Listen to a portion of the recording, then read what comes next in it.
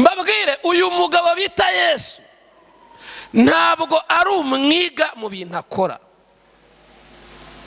ntabwo ari umustajeri mu gukora ibintu. Akamuri ko murakumva? Ntabwo Yesu ari umustajeri ngo uvuge ngo kugira neza arabihera kuri jye ninjye bibanjirijeho, ntabwo yarasanzwe wenda bikora. Ndashaka kukubwira uyu mugabo w'umuhanga Yohana yaramusobanuye, aravuga ngo uwo nguwo mbere na mbere yahoze yitwa Jambo. Ndabashuhuje mwese abantu mwese duhuriye hano ari abashyitsi n'abasangwa, ndabashuhuje mu izina rya Yesu.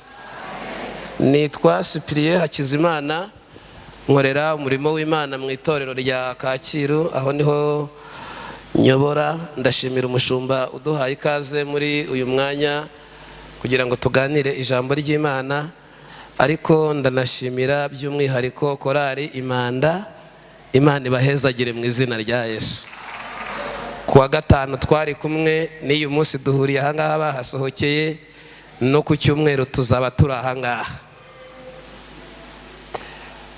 Ni mu batunga ibiganza, Imana ibahezagire mu izina rya Yesu.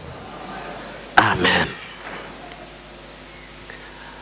Nuko iminota injyanye, ariko numvaga nanjye nari kuvuririmba ngo niyo mpamvu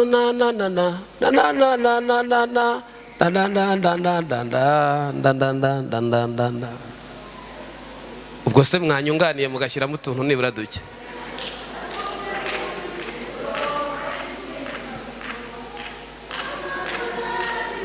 Gutegereza umwami n'ubw'umuntu w'inyuma arushaho kuno, ariko umuntu w'imbere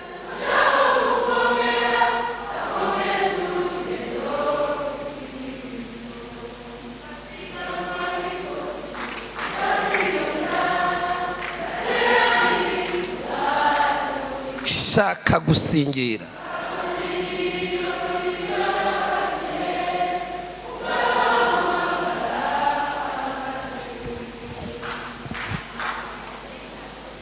Iwacu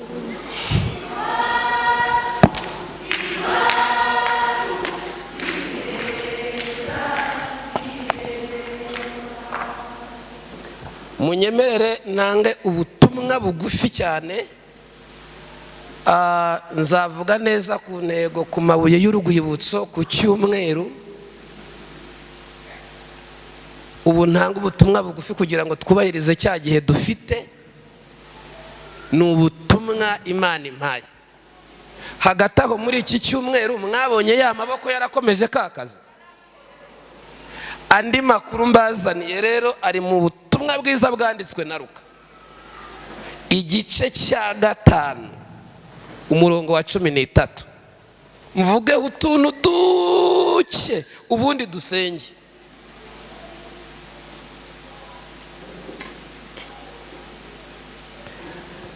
Haranditse hati, mureke mbasomere kugira ngo twere gutinda, ubwo ntangiye ndanashoje. Haranditse ngo Yesu arambura ukuboko amukoraho ati ndabishaka kira. Muri ako kanya indwara ye imuvamo. Bwira uwo muri kumwe ngo Yesu arabishaka. Bimubwire ko Yesu abishaka. Ongeraho na kariya ngo arabishaka kira. Bimubwire ubwire uburyo n'uw'ibumoso tugiye kumera nk'abashoje. Ndagira ngo nkubwire ko Yesu agize gute abishaka. Torero haleluya.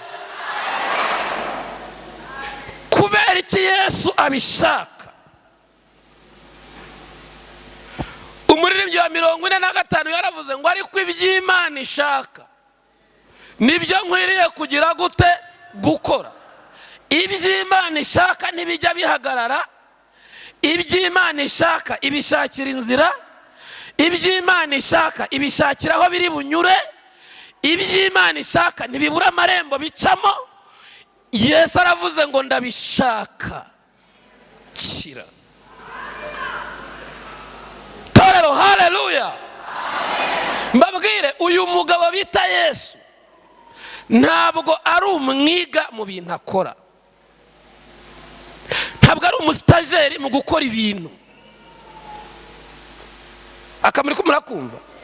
Ntabwo Yesu ari umustajeri ngo uvuge ngo kugira neza arabihera kuri jye ninjye bibanjirijeho, ntabwo yari asanzwe wenda bikora. Ndashaka kukubwira uyu mugabo w'umuhanga Yohana yaramusobanuye, aravuga ngo uwo nguwo mbere na mbere yahoze yitwa Jambo. Mu bintu byaremwe byose nta na kimwe kitagize gute kitaremwe nawe. Arimo aramusobanura ko ari umugabo w'umunyabubasha, ari umugabo w'umunyabushobozi. Uyu yari arimo asobanurira abantu, arabwira ati uyu ngiye kubabwira ibyo akora ntabwo abyiga. Atabara umuntu abantu basakuje, akiza umuntu abaganga bashyizeho akadomo, aburanira umuntu abamusebya bakihagaze, atabara umuntu abamurwanya bahari, abeshaho abantu bashaka kutabaho bahari n'ibikwica babifite, ariko kubera ubuhanga afite akavuga ngo ndabishaka baho. Aranyitegereza urukundo ruramusanga ati genda ubeho baho.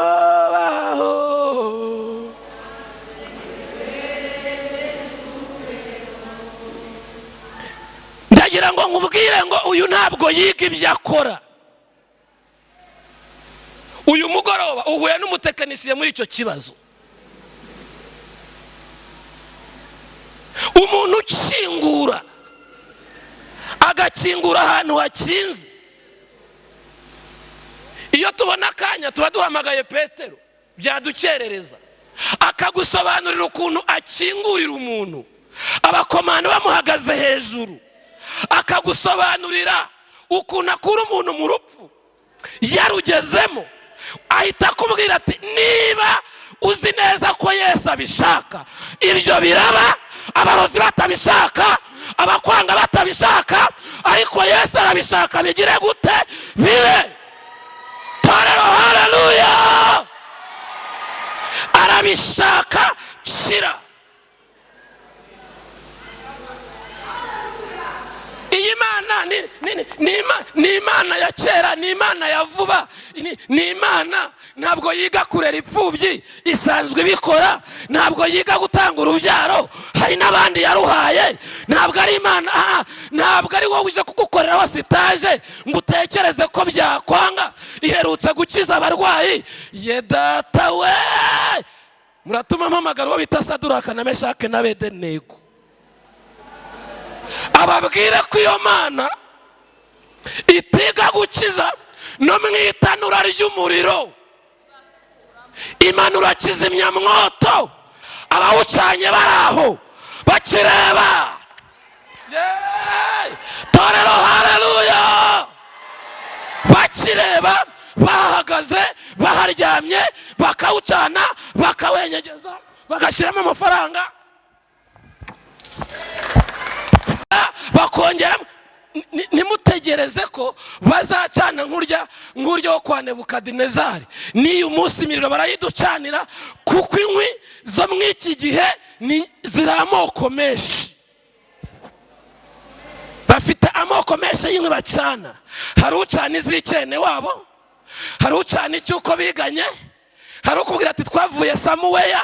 Izo nazo ni inkwi bazikongeza bakagutwika bashingiye kuri icyo ugashya. Ariko uwo twizeye kuko ari umuhanga, kuzimya umuriro bagucaniye mu kazi. Ariko hari abantu bahari ngo bahaguruke turambura amaboko tumushimire, tuvuge ngo yiwe, oya nimurambure ibiganza byanyu muhagarare mumushimire. Uyu mugabo ni umuhanga, ntabwo abyiga, asanzwe abikora, arabizi kubikora. Tera haleluya gatatu. Star 11 te ebre.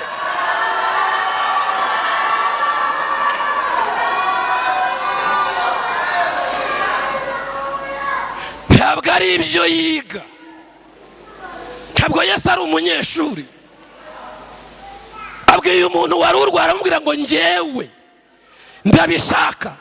Nta kinini amuhaye, nta paracetamol, ntaki. We aramubwiye ngo njyewe ndabishaka, kira.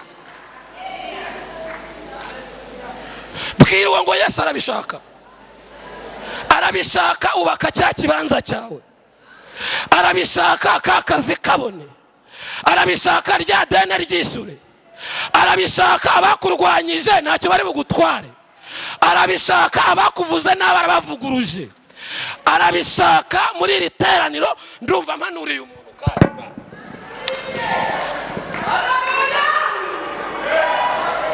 Yesu arabishaka, shira. Wakwakira ubuhanuzi ko n'ubashoza. Nukuri kw'Imana Yesu arabishaka, kira. Uyu mugoroba warambura ibiganza ukakira ibyo Yesu ashaka.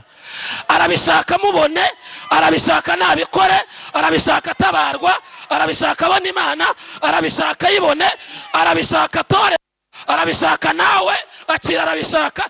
Ndahanuye Mana we, tera haleluya. Arabishaka. Arabishaka amashuri wacikirije ongera uyatangire, urayiga uyarangize. Arabishaka ubukwe bwapfuye nibuzuke. Aravuze ngo arabishaka, kira.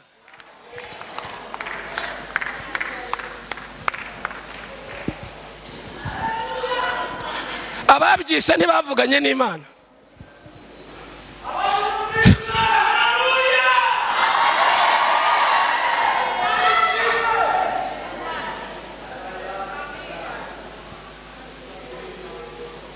Mu rugendo ntabwo nabime,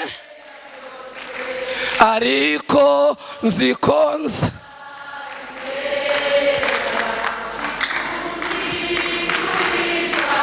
Nibya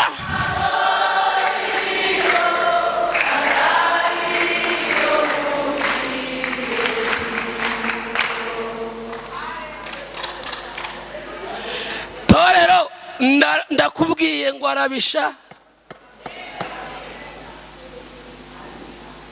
Mbabwire ntabwo Imana itanga igitekerezo. Aho nari ndi ku cyumweru abanza ari Kimihurura, narabwiye ni muzi imwe mu mpamvu y'ingenzi ituma umunyacyubahiro bamwandikira disikuru, azi ubwenge, ari muzima, ariko bakamutegurira disikuru yanditse. Impamvu ya mbere nuko nta muyobozi ugira urwenya muri rubanda, kuko ibyo yateye mu rwenya bihinduka idene mu baturage. Rero bamuha disikuru ari busome, ataza gucikwa akabona yanyuze mu muhanda w'ikinogo, akemera imihanda kandi atari vuba. Akaza akavuga ibiri ngombwa. Niyo mpamvu atajya atandukira ngo yemere ibyo atakemeye. Ntabwo Imana rero wayikirigita ngo itere urwenya ngo ivuga ngo ariko ubwo ngo nari nguhaye inzu ngo banza nariganirira. Icyo Imana ivuze gita gihinduka idene ku wikibwiye. Ntabwo igitera urwenya ntibibaho. Nta muyobozi n'umwe, nta mwese abayobozi mwese muri hano niba wanabikoraga kirazira. Niyo mpamvu bakoburija resitora uriramo, bakakubwiraho aho uri bugende kugira ngo utaza gucika ugatera urwenya n'umuturage bigahinduka idene. Wibeshye ukavuga ngo hano hirya twari kuhashyira disipaseri, uri mutera urwenya hano bihinduka idene bazishyuza. Niyo mpamvu ibyo ugiye kuvuga biba byanditse, utaza kwemera ugashyira abantu idene. Ntabwo rero Imana ishobora kuza ngo ubundi nguranejeje ngo ariko ngo nari kuzaguha inka. ndakubwira ngo iyo Imana yemeye ikintu kiba kibaye itegeko, niyo cyaba kidashoboka ubwo iriyeranja mu bumana bwayo ikagikora. Urazi kugira ngo yemerere umuntu Sara w'imyaka 90, iyo logike ntibaho. Abantu bahagere nta nubwo uriya mwana ari n'Imana yari yanamutanze. No, ni abamarayika bahageze ariko bari kugenda mu izina ry'Uwiteka. Niyo mpamvu ikintu bita kashi bacyubaha. Umuyobozi w'akagari yagusinya agashyiraho kashi ya rogo ya leta, ntawe ubakiburana, aba yarabikoze mu izina rya leta yamwoherejeho, bihinduka ikibazo kuri leta. Aba baragiye batera urwenya, bariye bahaze, ntibakurikiza amaprincipe y'Imana.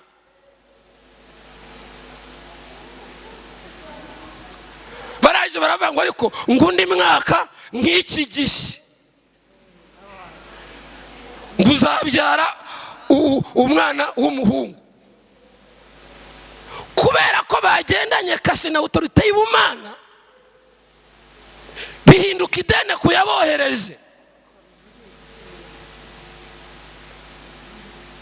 Ati kuko mwagiye wenda niba yaranabaganirije basubiye mu ijuru kabwira ati rero namwe murashyuha, ati kugira ngo mugende mwemera ibintu uko nari babwiye ku Gisodomu kureba ukuntu bimeze, nababwira ngo mujyara mujye kwemera inuze.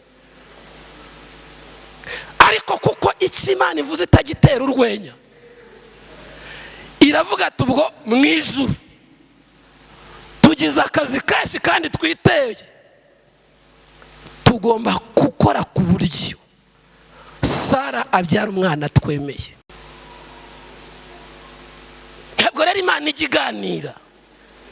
Niba Imana ivuze ngo ndabishaka, niba Yesu avuze ngo ndabishaka, nta nkoni muriho, aho yicaye mu ijuru nta umubuza umutekano. Mbabwira aho yicaye ntiyishyura amashanyarazi ngo wenda ngo mwayakupa. Ntabwo avuze ko abishaka kuko afite ubwoba yuko mwamutera ngo muze kujyayo. Harakinze nawe yibera ahantu hari umutekano, nimwajyayo, abishatse nimwahakandagira. Nibyo musakuriza bimwe hari ibyo atumva. Hari ibintu atumva rwose kuko hari amakuru mperutse kuvanayo, Imana yafunze umuyoboro w'amatiku, ifungura umuyoboro w'amasengesho. Kandi naho muri ako kayira yatambitsemo ikintu bita umwuka wera, ukonveritisa cyangwa utarasiforoma amagambo muvuze, akajyana ameza atari umutere stress hariya. Ntabwo ibyo muvuga byose ariko Imana yagira gute yabyakira. Ariko noneho itangazo itanze ku muntu wateranye mu mpinduka, Imana iramubwiye ngo ndabishaka. Ariko mutinda kwakira kweli. Imana iravuze ngo ndabishaka, agira gute shira. Kandi mwese murarwaye. Ikibazo cya muri Afrika, umuntu amenya ko yarwaye agiye gupfa, ariko bazanye abaganga hano bakabapima basanga muri ndembe. Nanjye uri kuvuga ubu bampimye bavuga tese ko tubona bapfuye mu kwa 7. Ati niwe wari uri kuvuga, nanjye basanga narashize. None Imana iravuze ngo indwara iyo ariyo yose, iyo bavuze indwara ntiwumviye umutima, n'ubukene ni indwara, n'ubushomeri ni indwara, kubaho udatumirwa mu bukwe, kubaho abantu batagutekerezaho, kubaho umushumba atagira nimero yawe, kubaho abantu badatekereza ko wajya muri muzabikorwa, kugira uteze.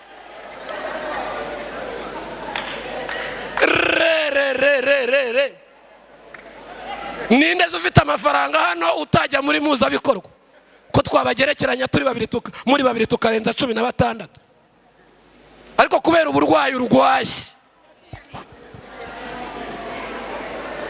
bwagushyize mu cyiciro,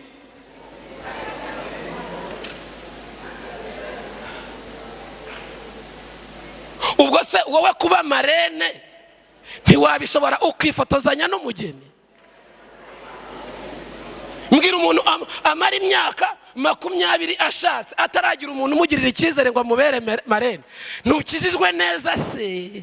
Ni ingeso mbi ugira, ariko uburwayi ufite nta giseke wagura, ntiwashyiramo imbuto kubera ikibazo cy'uburwayi buri kuri kote. ariko Imana iratangaje ngo ndabishaka agira gute shira. Urizeye ratanga utere haleluya. Irabishaka shira. ngo Yesu abitegetse ngo indwara y'uwo muntu yitikira itagombeye muganga. Nanjye indwara yanjye ikire mu izina rya Yesu, nawe yawe ni ikire, kuko muri iri teraniro Yesu yemeye ko abishaka. Ndagira ngo mbabwire iki kintu kimeze gitya: umuntu ufite impamvu yo gusenga aba ari uhaguruka. Njye nkunda no kubivuga Kacyiru, hari abantu baba baje gusenga ariko badafite impamvu zo gusenga. Nkurikije ukuntu narembye, ukurikije ukuntu nawe uri indembe, Yesu aravuze ngo uyu mugoroba arabishaka urakira.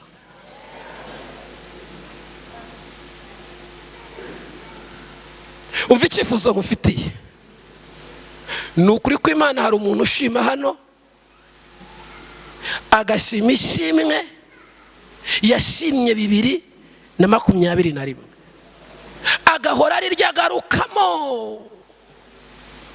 Ndashaka ko Imana ikuremera ishimwe rishya,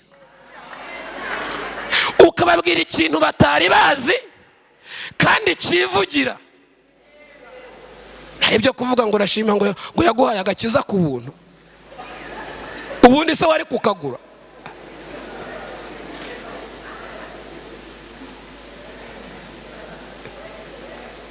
Urashima Imana yampaye agakiza ku buntu, umaze imyaka 20 n'ingahe?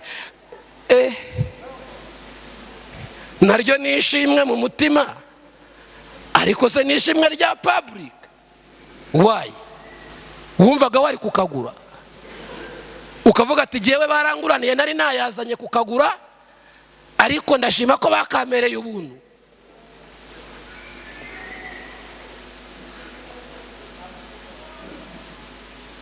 Ndashaka ko Imana irema ishimwe. Umuntu wazaga arira agahita avuga ati nabonye Imana ikora, kandi wakumvise 2022 akumva nishimwe rishya 2024, tutari twashoza uyu mwaka Imana ikuremera ishimwe rishya. Kuko muri iri teraniro aravuze ngo ndabishaka akira gukira. Mushumba gwino dusengere Yesu arabishaka. Tuzamura ibiganza byacu.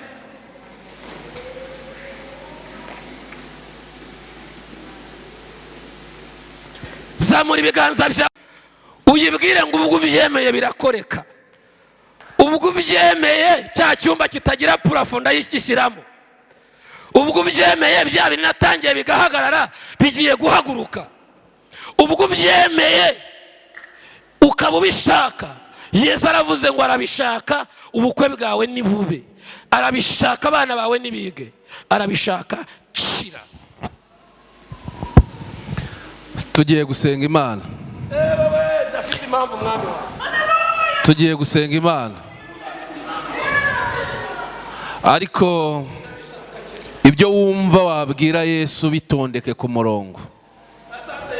Kuba uriho uhumeka ni ikimenyetso kigaragaza ko Imana yakora.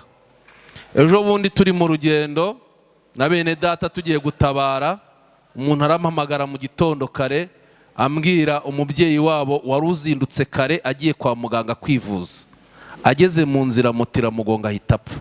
ubu byararangiye.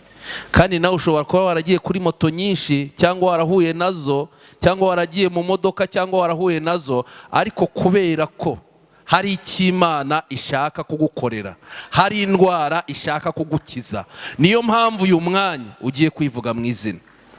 Gerageza uve mu mwanya wawe, tugeze muri wa mwanya wo kubwira Imana.